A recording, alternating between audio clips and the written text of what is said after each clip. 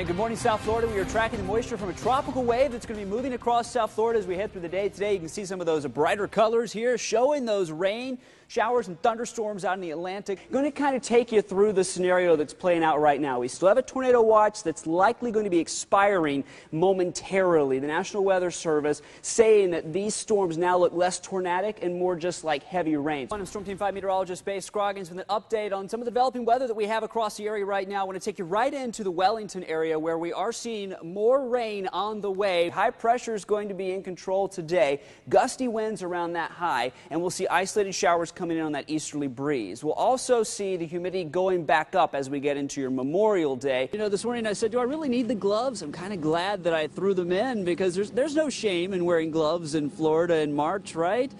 Yeah, this is definitely not March weather for us out here. Finally starting to see a couple little breaks in the clouds, though. A little bit of sunshine peeking through, but we are going to see some clouds today. This is going to be a beautiful day out here in Delray Beach. You can see behind me here, you know, it's still just a little bit dark, so I'll just kind of show you what I got immediately behind me. We've got the tables all set up here outside of one of the restaurants. You can be a Dubliner for a day here at Deluxe. And along Atlantic Avenue, we're starting to see things stir a little more. So the setup's taking place. You know, that seems like a good idea, doesn't it? No. Doesn't it seem like a great idea? No, it doesn't. You end up in trees when you do that, so yeah, be careful. You don't have as much control. Not something to try at home there. Released. I didn't know you were such a fan. They said it hasn't been released. How do we know it's not you? Yeah. That's right. Yeah, of course. I just thought you wanted something for your birthday. You know, I thought. Hey, I will take that. If it's over $290, I can surely get something more more out of that. Oh, no.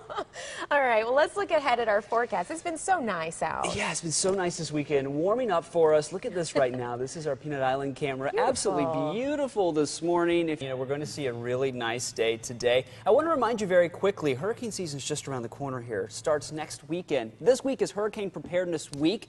And you're reminded to get a plan and be prepared because as we remember from last season, Hurricane Sandy, we didn't have to take a direct hit to see a lot of the flooding. This is a picture from Medina, from Fort Lauderdale. You can see the coastal flooding because of that storm system just pushing the water on shore and the heavy rainfall we had. If you get any great photos, by the way, you can put those on my Facebook page, meteorologist Bay Scroggins. A few good pictures this morning, I bet, from the sunrise. Nice shot out there because we did have some clouds in the Atlantic. Give us a little bit of color this morning. You can see a few tiny showers that were out in the Atlantic trying to come on shore on that easterly wind, not holding together very well this morning. So we'll keep watching those for you. We'll keep that in the forecast through the morning hours. But for right now, we're on the drier side of things. 60s along the Treasure Coast, even seeing some upper 50s. Look at that Fort Pierce this morning. Nice way to start a day here in late May, right? A late season cool front came through Saturday, lowered our humidity, and also brought down our temperatures for this morning. So feeling good out there to start our day. High pressure is going to be in control today. Gusty winds around that high, and we'll see isolated showers coming in on that easterly breeze. We'll also see the humidity going back up as we get into your Memorial Day, and then by Tuesday, Wednesday, it's going to be pretty steamy around here. Also for your Monday, we'll add back the possibility for an isolated thunderstorm or two. So let's time things out with Vipercast. You can see a little bit of green on the map here by the lunch hour heading towards Lake Okeechobee. If a couple of these showers can kind of hold together, we might see some of those developing inland some, but we will likely see most of these drying up pretty quickly when they come in from the Atlantic. Into the evening hours tonight, as you're probably preparing for your Memorial Day festivities or doing an early barbecue outside, things are looking really good for you. Just an isolated shower is a possibility, won't last long. Tomorrow morning, I know many of you don't have a morning commute, but if you are going out to the beaches first thing in the morning, you'll definitely want to know that you could see a quick shower coming on shore, okay? So the rain chances for this week, about 20% today, mostly through the morning hours here. Tomorrow, we'll bump that back up. Afternoon and evening chances, isolated thunderstorm. Tuesday, Wednesday. Right now, looking at the potential for some pretty heavy rainfall coming for the middle of the week as a lot of moisture is back in the forecast. I want to take you out to the beaches now. Dangerous rip currents because of the winds today, gusting up times close to 25 miles per hour. High risk of rip currents. National Weather Service even saying it's not recommended to go swimming in some areas today. It's going to go through today all the way through Friday for that rip current risk because of the winds. It's Atlantic beaches that are impacted. You got to heed the warnings, the lifeguards, the flags, the signs at the beaches. And rip currents will quickly take you out in the Atlantic. They form around inlets and jetties usually, or sandbars, and they rush that water offshore. Well, if you get caught in one of those, you want to swim parallel to the shore and then swim back to the shoreline or swim diagonal in. You got to remember not to panic. Boaters, offshore water sees 3 to 5 feet, up to 6 feet at times. Use some caution out there. Today we should make it up to to 82 degrees, lots of sunshine, a quick shower is a possibility. Tonight we'll drop back in the lower 70s, maybe some 60s in some spots, and a few showers are still possible. As we look ahead here, getting into the work week, by Tuesday, we're going to see temperatures starting to climb again and also see that steaminess come back to the air. So say bye-bye to the lower humidity for the weekend. A little bit busy in the northern reaches of the Treasure Coast this hour. Got very busy late this evening. That tornado watch now expired. We thought that would happen. That has definitely happened tonight, and things are looking better for us. Look at Live Viper 5 Max right now. You can see it's the northern reaches of the area that are seeing the thunderstorms tonight. Most of us have been through a rumble-free evening. No lightning out there either. I want to go ahead and take you a little closer into the storms that we've been watching over the past hour and a half or so. These have been blowing up over Okeechobee County and moving into northwestern Indian River County. As they did so, it prompted a severe thunderstorm warning by the National Weather Service, and also because of this activity, we saw a tornado watch that was in effect well to our north through most of the day, expanded into our area just to include Indian River County. That is now over, so things are quieting down some, but we still have some activity. This is a screen capture of where you can see these thunderstorms headed. Fellsmere, Sebastian, you're going to see these storms in the next 15 to 20 minutes or so. So you'll hear them moving on through, but they'll quickly move on offshore. I want to take you back into the storm's peak a little while ago, about an hour ago. You can see this was a pretty hefty storm in northern Okeechobee County, bringing 3 inches of rain per hour by radar estimates. Yeah, that was some heavy rainfall.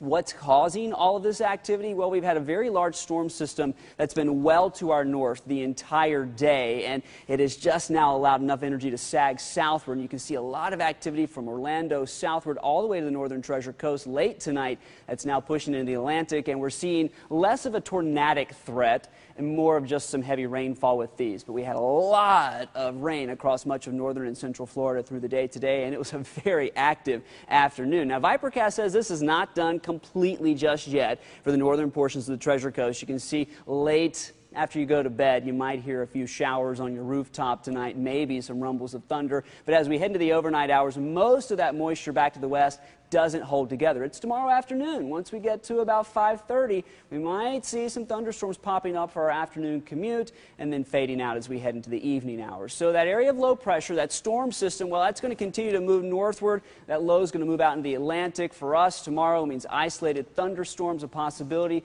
and very warm conditions once again. Okay, so the rain chances about 30% for your Monday, but dropping off some for the middle of the week. Going out to the beach for tomorrow, warm and breezy for you once again. Lightning risk right at medium. Boaters, chance of a storm, seas 2 to 3 feet offshore. And as we look ahead here, tonight we're dropping back to 73. Some isolated rain possible.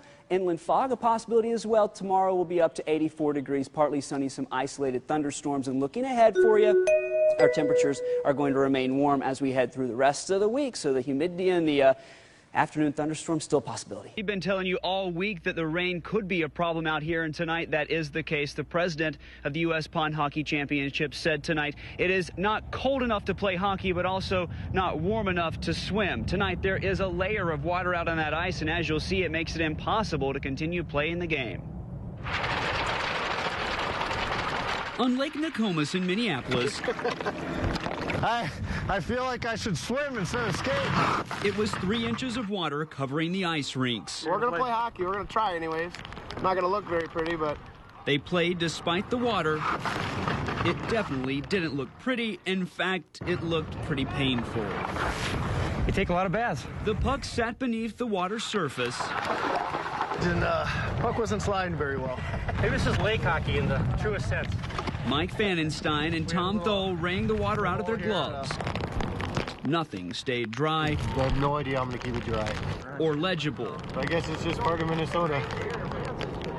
Hockey wasn't the only thing doused by Mother Nature. Ice sculptures at Rice Park in St. Paul, part of the Winter Carnival, dripped. Yeah, I really hoped when I came here that it was sun shining, blue sky, very cold, a lot of snow. It was just the opposite, and the crowds didn't show up like event organizers had hoped. Rain in January, who would have known? While everyone went home wet, the rain didn't dampen spirits. And the Winter Carnival will go on as planned tomorrow. As for the events out here at Lake Nokomis, the president says that the warming tent will be open, ready for folks to come out and enjoy the indoor activities. They will try to reschedule some of those games for next weekend, but at this point, they just can't guarantee it.